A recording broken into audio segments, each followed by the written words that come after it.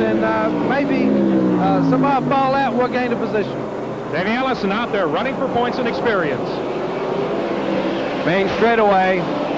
Oh, we've got a spinner. That's K.Petty in trouble. No caution as yet. No caution. He's getting down to the inside, and he's dead stopped. He's trying to find a hole to get back in. The engine is fired. We tried to go forward. Now he's going to back it up because there's no caution, and he can't get back into the event. He may not be happy about that. He may not be happy about that at all. Well, if he doesn't get a caution, he's going to just back it around, and what they're going to do is end up having a major accident here because of failure of a caution. Finally, now what? Somebody hit him head on.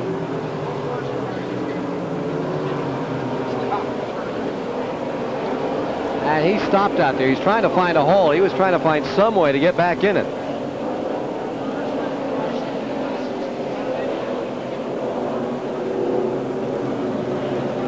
That's amazing. You have to back it all the way around to get her going because he had no way to get in if he went forward, and the caution wasn't coming out, and he was losing time, and he was trying at his best to get back in.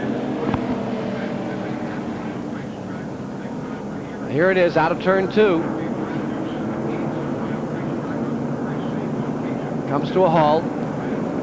Pulls it back out of the dirt. And he looks for a hole here, and he looked for quite a while. I think he looked for a lap there at least, John. Yeah, he tried to go forward, and there was no way to get in, so he decided, I'll just back it around. I think that was his only chance of getting back in. He was 15th when that all came to naught. And there's Richard Petty in car number 43 on pit road, running outside of the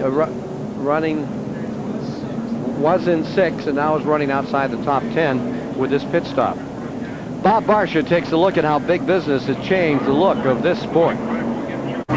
Winston Cup Racing is riding a high tide of success these days with packed grandstands and garages full of race cars backed by big promotional budgets. If you're going to budget $1.5 million to sponsor a race team, then you had better be prepared to spend an equal amount to promote that race team, or it's just not going to work for you. All that investment means added pressure to produce, to make the show, and to run up front. It means a lot because a lot of good sponsors are really putting a lot of money in this sport. And if you don't make a race, you know, it's a deal where a lot of guys really haven't been faced with that before. But, you know, all the guys are really going to try to run as hard as they can, especially us, to make the race. But, you know, it might be a deal where they can take you back to the drawing board and say, you know, we need to talk about this a little bit. The race starts. If you started 8th and you ran up on the pole sitter, whoever that may be, and you were outrunning him a half a second a lap, he realized this, and he said, hey, go ahead because you've got a chance to go to the front. That doesn't happen anymore. The victims of all of this big business are the independents, a dying breed of owner-drivers like Buddy Arrington. You ain't got about 5 of us left right now, 5 what you call independent racers, and this year will wipe them all out. I don't think you'll see any independents next year at all. It's going to be, before the season ends, it's going to be some of us that will be at the end of the season. It's weeding out a lot of people that were making a living and doing pretty good and really enjoy doing it. And it's got totally professional now with all these sponsors and stuff coming in. So, you know, you can't run a small business in racing now. Now you got to have a big business. Thoughts of Richard